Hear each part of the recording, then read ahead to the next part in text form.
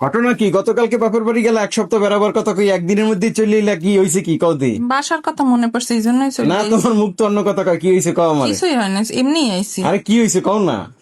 ওইটা তো এখন আর আমার বাপের বাড়ি নেই, ওইটা গেছে বাইরের বাড়ি। ওই আর কেন? বাইরের বাড়ি ওনারা ভাবির সংসার। কালকে যে গেলাম না হ্যাঁ। বাচ্চাগো নিয়ে, যে চিন্তা করছি যে এক সপ্তাহ স্কুল ছুটি আছে যাই থাকি, ভাবি দরজা খোলার লগে লগেই দেখলাম ভাবির মুখটুক অন্ধকার কেন হয়ে মুখ গেছে। কালো হয়েছে কে? আমি ভাবছি যে স্বামী স্ত্রী হয়তো বা কোনো ঝগড়া হয়েছে বা ঘরের কাজ করে মহিলারা, এই জন্য ভাবি এরকম কোনো কথাটা তো কইলো না। সন্ধ্যার পরে ভাইয়া বাসায় এলো, দেখলাম ভাইয়ের লাগে মেজাজ করে।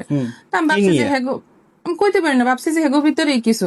রাত্রে ভাবি একলা একলা ভাত খাইছে, আর ভাই জানে তোমাকে নিয়ে খায় নাই? না, হে এক লাখ লাগে আগেই ভাত খাইছে, আমারে ভাত খাইতে ডাকে না। পরে ভাই জানে আমারে ভাত বাইরে ডাক দিছে, আমি বাচ্চারা ভাই জানে একসাথে খাইছি, ভাবিরে ডাক দিলাম, কোনো কথা কইলো না।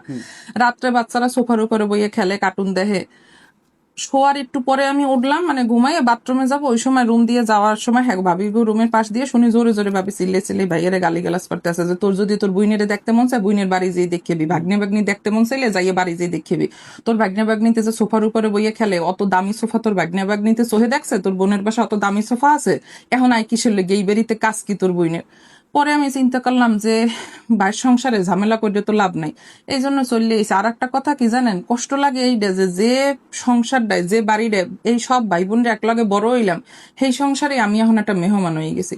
আর মেহমানও না, মেহমানেরাও যে আদর যত্ন পায়, আমি তো সেই আদর যত্ন পাইলাম না। আর আমার সবচেয়ে বেশি খারাপ লাগছে বাচ্চাগো দেখে যে বিরক্তিবোধটা হেরা করছে না, হেরা না কি ভাবে, এটা খারাপ লাগছে। এর লেগে চিন্তা না, করলাম এগুলো যে নিয়ে মন খারাপ করার কোনো কিছু নাই, আমি আছি না। কি হয়েছে?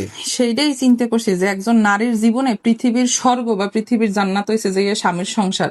স্বামীর সংসারের মতো সুখ অন্য কোনো সংসারে নাই। এই জন্যই চিন্তা করলাম যে যাই, নিজের সংসারেই ফিরে যাই। এগুলো নিয়ে মন খারাপ করবো না। আমিও তো মাঝে মাঝে রাগ করে তোমার অনেক কিছু কই না। শোনেন, আমি একটা কথা কই, আপনি রাগ করে অনেক কিছু যেরকমের করেন, শাসনটাও করেন আপনি, ভালোবাসেন আপনি, অসুস্থ হইলে ঔষধটাও খাওয়ান আপনি, জামা কাপড়টার দরকার হলে জামা কাপড়টাও দেন আপনি।